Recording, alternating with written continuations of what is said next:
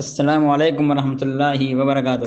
ان الحمد للہ والصلاۃ والسلام علی رسول اللہ وعلی آلہ ومن والہ بعد۔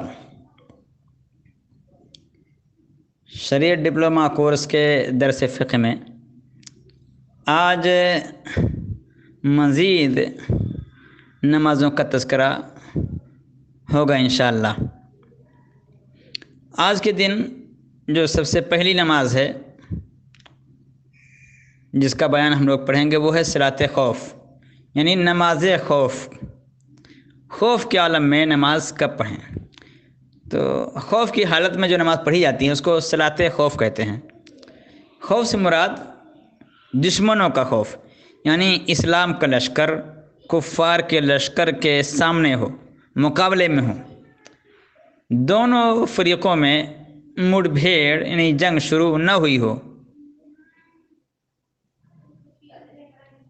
اس کی مشروعیت کے بارے میں قرآن مجید میں خود ہی اللہ رب العالمین نے آیت نازل کی ہے، وَإِذَا كُنْتَ فِيهِمْ فَأَقَمْتَ لَهُمُ الصَّلَاةَ فَلْتَقُمْ طَائِفَةٌ۔ یہ لمبی سی آیت ہے کہ جب آپ ان میں رہیں اور ان کے لیے نماز کھڑی کریں تو چاہیے کہ ان کی ایک جماعت آپ کے ساتھ اپنے ہتھیار لے کھڑی رہے، پھر جب یہ سجدہ کر چکے ہیں تو ہٹ کر تمہارے پیچھے جائیں، اور وہ دوسری جماعت جس نے نماز نہیں پڑھی وہ آ جائے اور آپس میں نماز ادا کرے، اپنا بچاؤ اپنے ہتھیار بھی لیے رہے۔ تو نماز خوف کی مشروعیت پر صحابہ کرام کا اجماع ہے۔ تو نماز خوف کا طریقہ کیا ہوگا؟ اس کے طریقے کی تعداد میں اختلاف ہے۔ کسی نے 10، کسی نے 16 اور کسی نے 6 طریقے بیان کیے ہیں۔ بعض نے 17 بھی، بعض نے 18 بیان کیے ہیں، اور سب نے اپنے اپنے دلائل دیے ہیں۔ آج کے درس میں 2-3 طریقوں کا بیان ہوگا انشاءاللہ، تو جو صحیح احادیث سے ثابت ہیں۔ ان میں سے ایک طریقہ وہ ہے جو جابر رضی اللہ عنہ سے روایت ہے۔ وہ کہتے ہیں کہ نبی کریم صلی اللہ علیہ وسلم نے ہر گروہ کو 2 رکعتیں پڑھائیں۔ اس طرح نبی کریم صلی اللہ علیہ وسلم کی 4 رکعتیں ہوئیں اور لوگوں کی 2 ہوئیں۔ یہ صحیح بخاری میں معلقاً مذکور ہے، اس کے علاوہ یہ روایت صحیح مسلم میں، سنن نسائی میں، سنن دارقطنی میں بھی موجود ہے۔ دوسرا طریقہ حذیفہ رضی اللہ عنہ سے مروی ہے۔ وہ کہتے ہیں کہ نبی کریم صلی اللہ علیہ وسلم نے ہر گروہ کو 1 رکعت پڑھائی، یعنی آپ کی 2 رکعتیں ہوئیں اور لوگوں کی 1۔ اسی طرح سے ایک تیسرا طریقہ جو کسی ایک صحابی سے مروی ہے، صحابی کا بیان نہیں ہے حدیث میں، کہ ایک گروہ نے نبی کریم صلی اللہ علیہ وسلم کے ساتھ صف بندی کی اور ایک دوسرا گروہ دشمن کے مقابلے کے لیے اس کے سامنے ہو گیا۔ نبی کریم صلی اللہ علیہ وسلم نے ان لوگوں کو جو آپ کے ساتھ صف باندھ کر کھڑے تھے 1 رکعت پڑھائی اور آپ سیدھے کھڑے رہے۔ انہوں نے اپنے طور پر باقی نماز ادا کر لی اور چلے گئے، جا کر دشمن کے سامنے صف بندی کر لی۔ پھر دوسرا گروہ آیا، آپ نے اسے باقی اپنی 1 رکعت پڑھائی اور بیٹھے رہے۔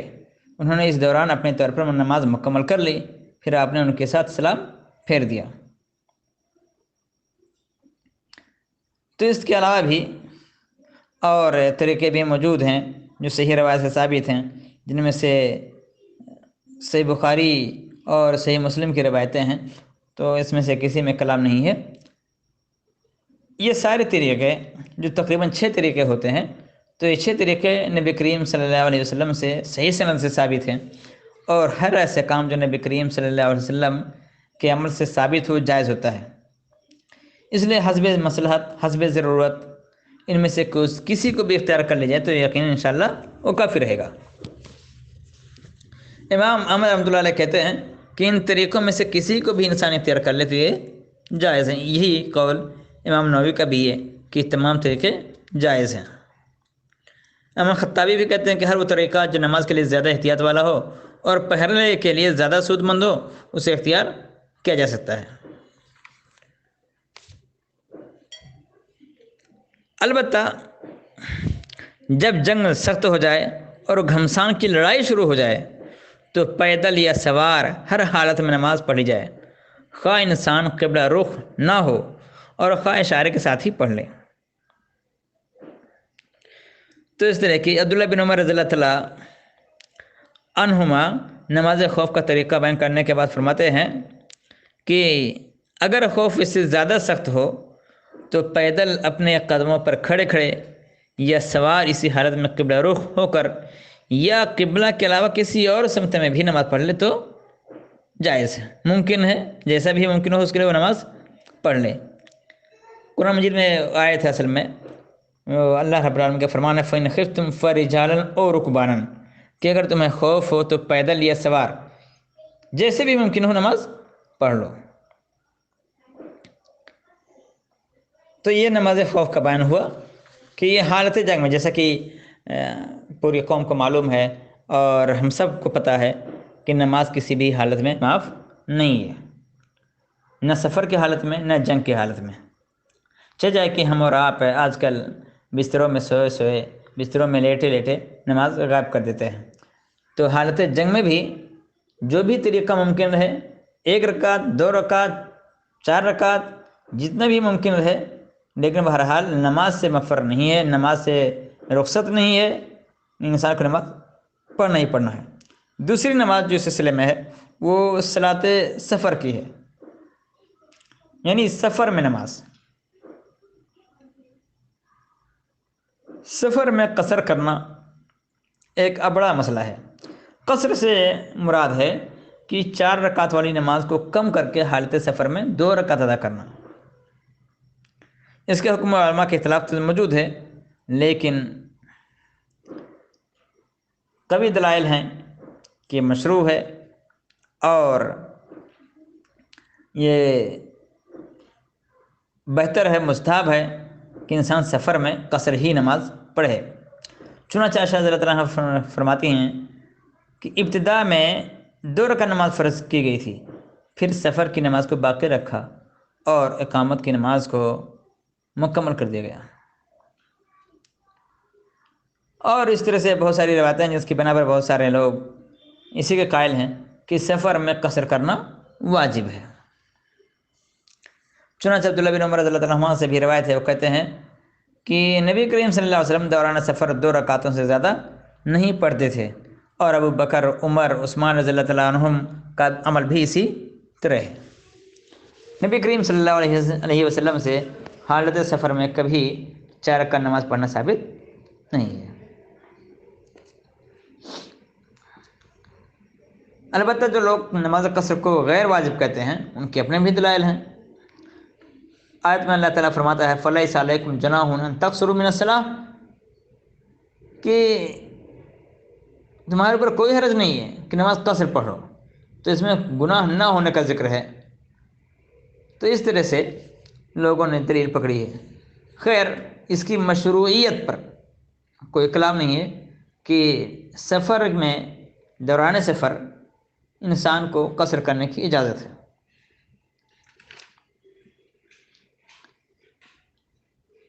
تو قصر کا وجوب کس پر ہوتا ہے؟ جو لوگ وجوب قائل ہیں کہ جو اپنے شہر سے سفر کے ارادے سے نکلے۔ اس سلسلے میں سفر کی تعین نہیں ہے۔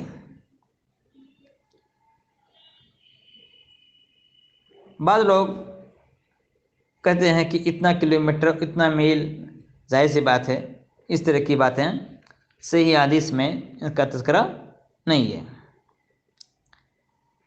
قرآن مجید میں جو آیت ہے وہ مطلق ہے۔ قرآن مجید میں اللہ تعالیٰ فرمائے وَإِذَا ضَرَبْتُمْ فِي الْأَرْضِ فَلَيْسَ عَلَيْكُمْ جُنَاحٌ أَن تَقْصُرُوا مِنَ الصَّلَاةِ، جب تم سفر میں جا رہے ہو تو تم پر نمازوں کے قصر کرنے میں کوئی گناہ نہیں ہے۔ تو اس آیت میں مطلقاً چلنے کا ذکر ہے۔ جب انسان سفر کرنا چاہے، اس کا مقصد سفر ہو، تو پھر اس کو اجازت ہے۔ نبی کریم صلی اللہ علیہ وسلم کے بارے میں جو روایت آتی ہیں اس میں بھی سفر کا مطلقاً ذکر کیا گیا ہے۔ تو کسی بھی حدیث میں کوئی حد متعین نہیں کی گئی ہے کہ اتنے فاصلے پر قصر کی جائے گی اور اس سے کم پر قصر نہیں کی جائے گی، لہٰذا کسی بھی انسان کو یہ زیب نہیں دیتا ہے کہ اپنی طرف سے کوئی حد متعین کر دے۔ تو راج بات یہی ہے کہ جتنی مسافت کو عرف عام میں سفر تصور کیا جاتا ہے وہاں پر قصر پڑھ لینا چاہیے۔ امام ابو حنیفہ رحمۃ اللہ علیہ کہتے ہیں 3 دن کی مسافت پر قصر کی جائے۔ اسی طرح سے امام مالک، امام شافعی، امام احمد کہتے ہیں 4 برید یعنی 48 میل ہاشمی پر قصر کرے۔ امام اوزاعی کہتے ہیں کہ 1 دن رات کی مسافت ہو تو اس پر قصر کرنا چاہیے۔ جو لوگ حد متعین کرتے ہیں وہ انس رضی اللہ عنہ کی روایت ہے، کہتے ہیں کہ میں نے نبی کریم صلی اللہ علیہ وسلم کے ساتھ مدینہ میں ظہر کی 4 کا نماز ادا کی، اور پھر میں نے آپ کے ساتھ ذوالحلیفہ میں عصر کی 2 کا نماز ادا کی۔ تو مدینہ اور ذوالحلیفہ کا درمیانی فاصلہ 6 میل ہے۔ تو 6 میل پر بھی نبی کریم صلی اللہ علیہ وسلم سے، یہ روایت سے بخاری کی ہے کہ نبی کریم صلی اللہ علیہ وسلم نے ذوالحلیفہ میں عصر کی 2 رکعت نماز پڑھی قصر کے ساتھ۔ تو مدینہ اور ذوالحلیفہ کا فاصلہ کل 6 میل کا ہے۔ 6 میل کا مطلب تقریباً 9-10 کلومیٹر، 10.5 کلومیٹر۔ تو اس سے پتہ چلتا ہے کہ 6 میل پر بھی اگر انسان سفر میں قصر کر لے کوئی حرج نہیں ہے، لیکن یہ بھی چیز ہے کہ اس میں بھی طے نہیں ہے کہ 6 میل سے کم پہ سفر یا قصر نہیں کیا جا سکتا۔ بہرحال کسی بھی روایت میں اس کی تحریر نہیں ہے۔ البتہ ایک روایت انس رضی اللہ عنہ سے روایت ہے، وہ کہتے ہیں کہ نبی کریم صلی اللہ علیہ وسلم جب 3 میل یا 3 فرسخ کے لیے نکلتے تو 2 رکعت نماز ادا فرماتے۔ تو 3 فرسخ یعنی 9 میل کو لوگوں نے احوط قرار دیا ہے، زیادہ احتیاط کا تقاضا ہی ہے۔ لیکن اس میں بھی تذکرہ نہیں ہے کہ 9 میل سے یا 3 فرسخ سے کم رہے تو انسان قصر نہیں کر سکتا۔ تو اس سلسلے میں جیسا کہ میں نے بیان کیا کہ نبی کریم صلی اللہ علیہ وسلم کا مدینہ میں 4 رکعت اور ذوالحلیفہ میں 2 رکعت پڑھنا ثابت ہے، جبکہ اس کی مسافت صرف 6 میل ہے۔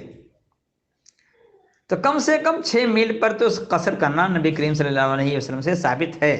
لہذا جو لوگ کہتے ہیں کہ 48 میل ہونا چاہیے، 80 میل ہونا چاہیے، 100 میل ہونا چاہیے، 2 دن ہونا ہے، چاہے 4 دن ہونا چاہیے، پر ان کے لیے اس کی کوئی دلیل یا اس کا کوئی جواب نہیں ہے کہ نبی کریم صلی اللہ علیہ وسلم سے جب ذوالحلیفہ میں قصر ثابت ہے جبکہ درمیانی فاصلہ صرف 6 میل کا ہے، تو پھر 48 میل کا یا 80 میل کا، 90 میل کا جو یہ لوگ طے کر دیتے ہیں وہ درست نہیں ہے۔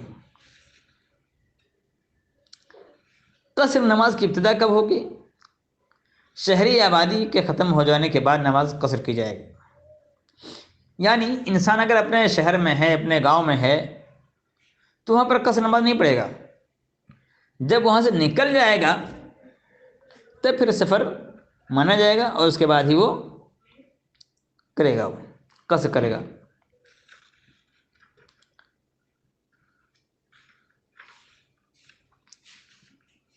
قصر میں ایک اور بڑا مسئلہ آتا ہے کہ قصر کی مدت کتنی ہے۔ اس سلسلے میں کسی حدیث میں واضح طور پر مدت نہیں بیان کی گئی ہے۔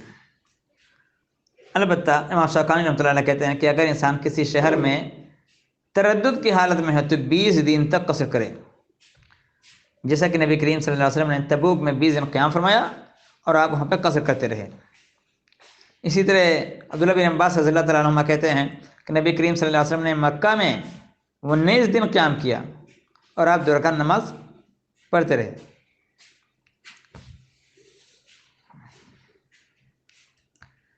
تو یہ نبی کریم صلی اللہ علیہ وسلم کے عمل سے لوگوں نے استدلال کیا ہے۔ البتہ حد بندی کسی بھی روایت میں واضح طور پر نہیں ہے کہ اگر نبی کریم صلی اللہ علیہ وسلم کا قیام 20 دن سے زیادہ ہوتا، 40 دن کا ہوتا، 2 مہینے کا ہوتا، تو نبی کریم صلی اللہ علیہ وسلم قصر نہ کرتے۔ اس طرح کی کوئی روایت صحیح معنوں میں موجود نہیں ہے۔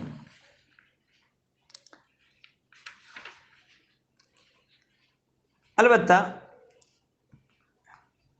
اس میں ایک اور چیز ہے سفر کے دوران میں کہ نماز کو جمع کر کے بھی پڑھا جا سکتا ہے، یعنی مسافر 2 نمازوں کو تقدیم و تاخیر کے ساتھ جمع کر سکتا ہے، یعنی ظہر عصر کی نماز اکٹھا پڑھ لے، مغرب و عشاء کی نماز اکٹھا پڑھ لے۔ یہ جمع کرنے کی 2 صورتیں ہوتی ہیں، جمع تقدیم اور جمع تاخیر۔ جمع تقدیم یا جمع تاخیر کا معنی یہ ہے کہ دوسری نماز کو مقدم کر کے پہلی نماز کے وقت میں، یا پہلی نماز کو مؤخر کر کے دوسری کے وقت میں ادا کر لے۔ اگر انسان دوسری نماز کو مقدم کر کے پہلی نماز کے ساتھ پڑھتا ہے تو اس کو جمع تقدیم کہتے ہیں، اور اگر انسان پہلی نماز کو مؤخر کر کے دوسری نماز کے ساتھ پڑھتا ہے اس کو جمع تاخیر کہتے ہیں۔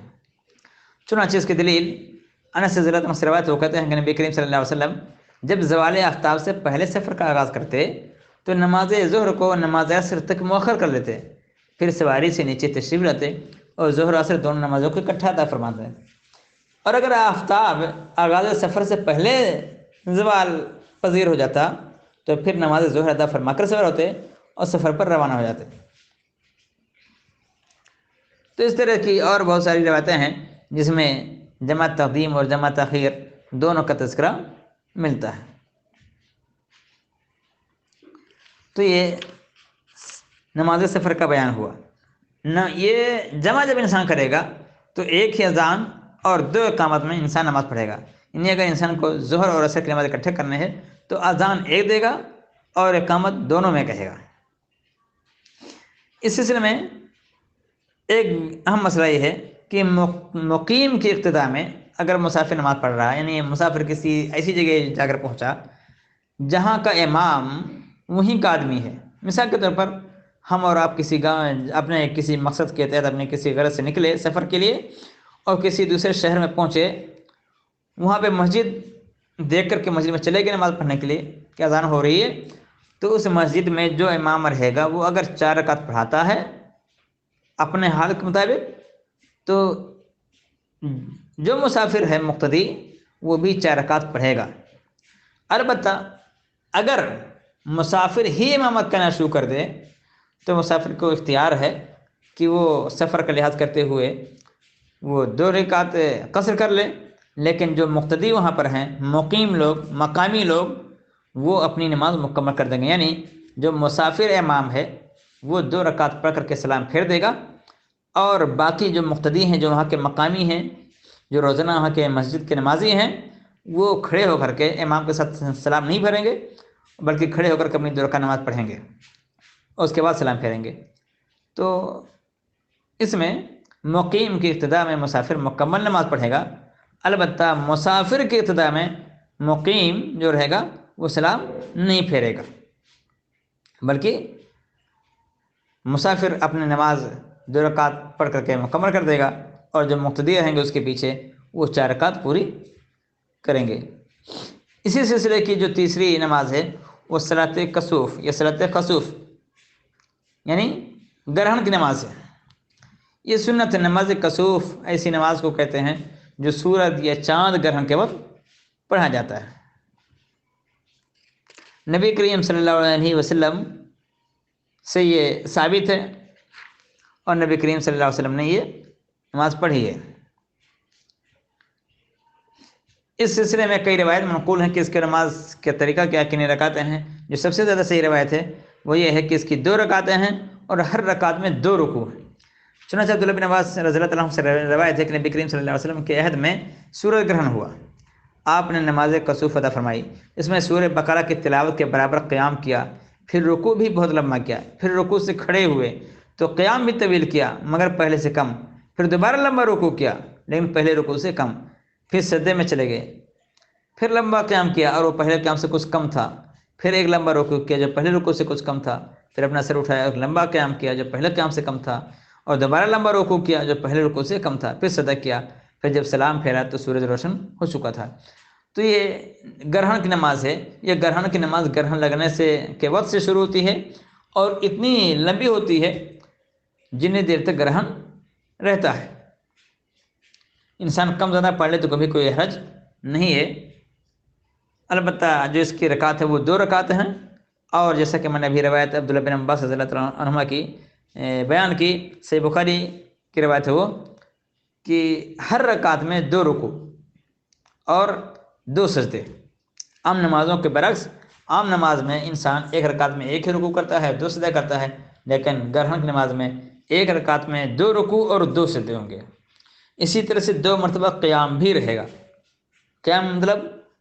کھڑے ہو کر کے سورت کی تلاوت کرنا، کوئی سورت پڑھنا، یعنی انسان پہلے تکبیر تحریمہ کر کے نیت باندھے گا، پھر سورہ فاتحہ پڑھنے کے بعد جو بھی اللہ تعالیٰ میسر کرے گا، جو قرأت کرے گا وہ، اس کے بعد رکوع میں جائے گا، رکوع کے اٹھنے کے بعد دوبارہ پھر سے قرأت کرے گا اور پھر سے رکوع میں جائے گا. تو اس طرح سے یہ نماز پڑھی جائے گی. البتہ 3، 4 اور 5 رکوع بھی نبی کریم صلی اللہ علیہ وسلم سے ثابت ہے. 3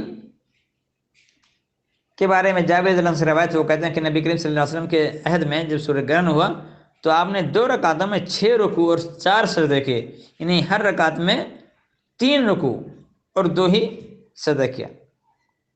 یہ صحیح مسلم کی روایت ہے. اسی طرح سے صحیح مسلم ہی کی روایت میں ایک دوسری روایت ہے، اس میں عبداللہ بن عباس رضی اللہ تعالیٰ عنہ کہتے ہیں کہ نبی کریم صلی اللہ علیہ وسلم نے 8 رکوع اور 4 سجدے کیے 2 رکعتوں میں. تو 2 رکعتوں میں 8 رکوع، یعنی ہر رکعت میں 4 رکوع کیا اور 2 سجدے کیے. تو 2 رکعت میں 8 رکوع ہو گئے اور 4 ہی سجدے رہ گئے. تو ہر رکوع کے بیچ میں، ہر 2 رکوع کے بیچ میں انسان کیا کرے گا؟ کھڑے ہو کر قرأت کرے گا. یہ نماز کسوف پڑھتے وقت، گرہن کی نماز پڑھتے وقت دعا کرنا، تکبیر تحلیل پڑھنا، صدقہ کرنا، استغفار کرنا، یہ مستحب ہے.